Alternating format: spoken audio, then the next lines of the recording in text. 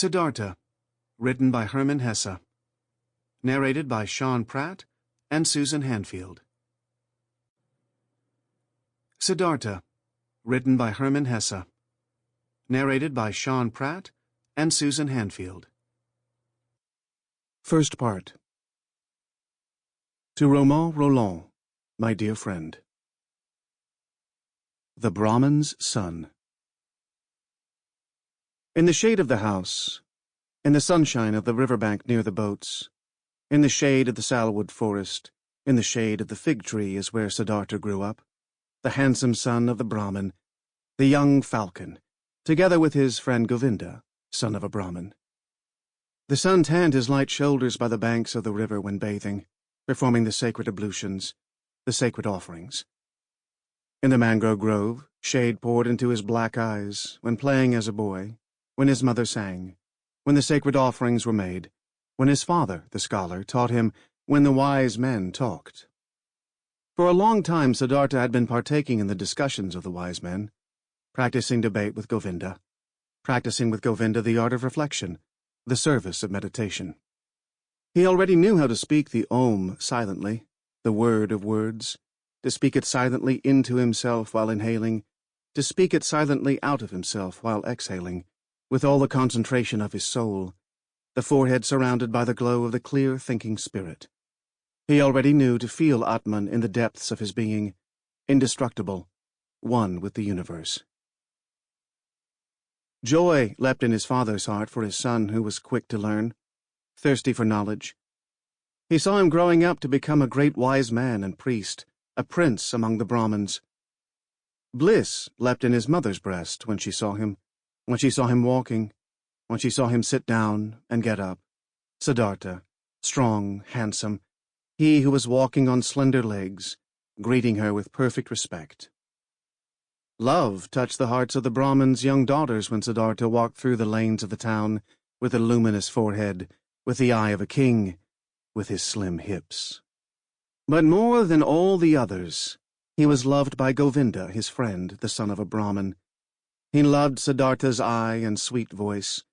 He loved his walk and the perfect decency of his movements.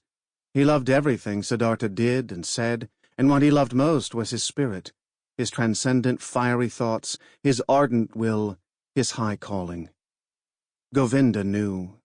He would not become a common Brahmin, not a lazy official in charge of offerings, not a greedy merchant with magic spells, not a vain, vacuous speaker, not a mean, deceitful priest, and also not a decent, stupid sheep in the herd of the many. No. And he, Govinda, as well, did not want to become one of those, not one of those tens of thousands of Brahmins. He wanted to follow Siddhartha, the beloved, the splendid.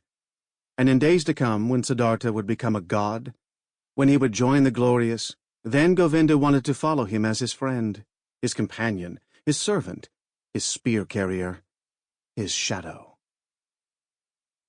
Siddhartha was thus loved by everyone. He was a source of joy for everybody. He was a delight for them all.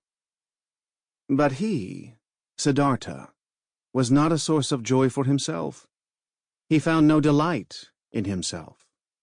Walking the rosy paths of the fig-tree garden, sitting in the bluish shade of the grove of contemplation, washing his limbs daily in the bath of repentance, sacrificing in the dim shade of the mangrove forest, his gestures of perfect decency, everyone's love and joy, he still lacked all joy in his heart.